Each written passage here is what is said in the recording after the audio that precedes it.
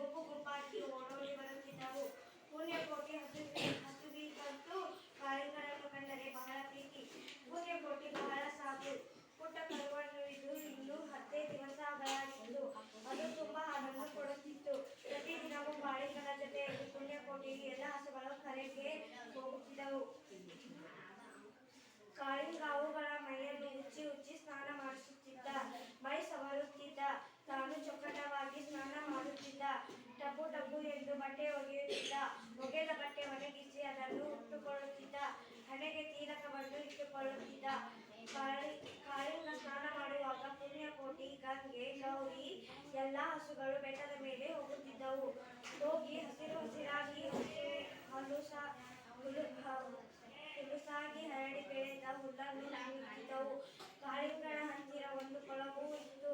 ಮಾವಿನ ಮರದ ಕೆಳಗೆ ನಿಂತು ಆತ ಪೂ ಎಂದು ಊದುತ್ತಿದ್ದ. ಅವನ ಕೊಳಲಿನ ಪೂ ಸದ್ದನ್ನು ಕೇಳಿದ ಒಡನೆ ಪುಣ್ಯಕೋಟಿ, ಗಂಗೆ, ಗೌರಿ ಎಲ್ಲ ಹಸುಗಳು ಗಣಗಣ ಎಂದು ಕತ್ತಿನ ಗಂಟೆ ಸದ್ದು ಮಾಡುತ್ತಾ ಓಡಿ ಬರುತ್ತಿದ್ದವು. ಕಾಳಿಂಗ ಅವುಗಳನ್ನು ಮನೆಗೆ ಅಟ್ಟಿಕೊಂಡು ಬರುತ್ತಿದ್ದ. ಆ ಹಸುಗಳನ್ನು ನೋಡಿ ಅವುಗಳ ಪುಟ್ಟ ಕರುಗಳು ಅಮ್ಮ ಅಮ್ಮ ಎಂದು ಕರೆಯುತ್ತಿದ್ದವು. ದೊಡ್ಡ ಹಸುಗಳು ಬಹಳ ಪ್ರೀತಿಯಿಂದ ತಮ್ಮ ತಮ್ಮ ಕರುಗಳನ್ನು ನೆಕ್ಕುತ್ತಿದ್ದವು.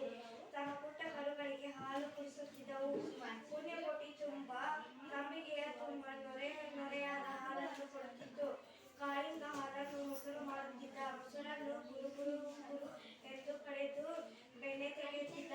ಬೆಣ್ಣೆಯನ್ನು ಕಾಯಿಸಿ ತುಪ್ಪ ಮಾಡುತ್ತಿದ್ದ. ಹಾಲು, ಮೊಸರು, ಬೆಣ್ಣೆ ಮತ್ತು ತುಪ್ಪ ಮಾಡಿ ಜೀವನ ಮಾಡುತ್ತಿದ್ದ. ಒಂದು ದಿನ ಸಂಜೆ ಎಲ್ಲ ಹಸುಗಳಿಗೆ ಮನೆಗೆ ಬರುವ ಹೊತ್ತಾಗಿತ್ತು. ಇದಕ್ಕಿದ್ದಂತೆ ಗೋರ್ ಗೋರ್ ಎಂದು ಹುಲಿ ಗರ್ಜನೆ ಕೇಳಿಸಿತು. ಹುಲಿ ಗರ್ಜನೆ ಕೇಳಿದ ಹಸುಗಳೆಲ್ಲ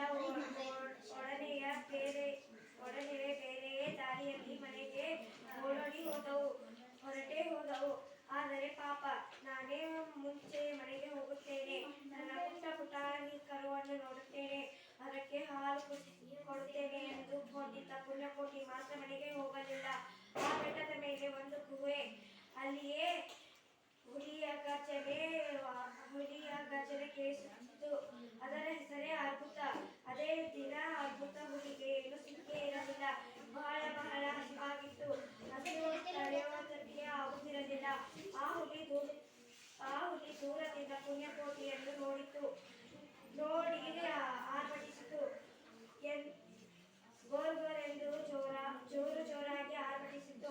ಆ ಆರ್ಭಟವನ್ನು ಕೇಳಿದ ಪುಣ್ಯಕೋಟಿಗೆ ಮುಂದೆ ಹೋಗುವುದಕ್ಕೆ ಆಗಲಿಲ್ಲ. ಅಲ್ಲಿಯೇ ನಿಂತು ಬಿಟ್ಟಿತು. ಆಗ ಹುಲಿ, ಪುಣ್ಯಕೋಟಿ, ಅಲ್ಲಿಯೇ ನಿಲ್ಲು, ಮುಂದೆ ಹೋಗಬೇಡ, ಹೋದರೆ ಎಂದು ಜೋರಾಗಿ ಆರ್ಭಟಿಸಿತು. ಮತ್ತು ಪುಣ್ಯಕೋಟಿ ಮುಂದೆ ಹೋಗದಂತೆ ಅಡ್ಡಲಾಗಿ ನಿಂತು ಬಿಟ್ಟಿತು. ಪುಣ್ಯಕೋಟಿ, ನನಗೆ ಬಹಳ ಹಸಿವಾಗಿದೆ, ಈಗ ನಿನ್ನನ್ನು ತಿಂದು ಹಾಕುತ್ತೇನೆ ಎಂದಿತು ಆ ಹುಲಿ.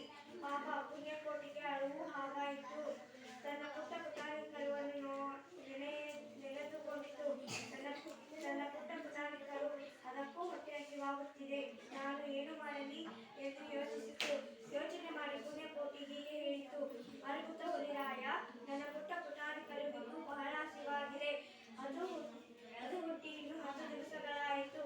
ಅದಕ್ಕೂ ಹಾಲು ಕೊಟ್ಟು ಬರುತ್ತೇನೆ, ಆಗ ನೀನು ನನ್ನನ್ನು ತಿನ್ನು. ಅದಕ್ಕೆ ಹುಲಿ, ನನಗೆ ಬಹಳ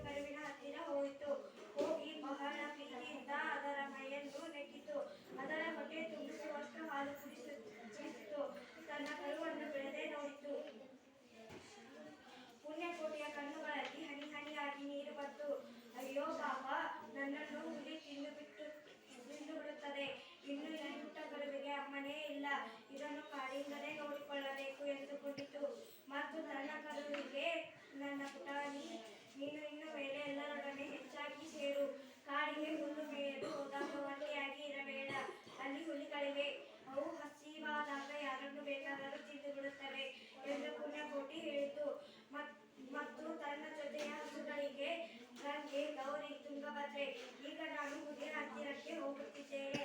ಮತ್ತೆ ನಿಮ್ಮನ್ನು ನೋಡಲು ಬರುವುದಕ್ಕೆ ಆಗುವುದಿಲ್ಲ.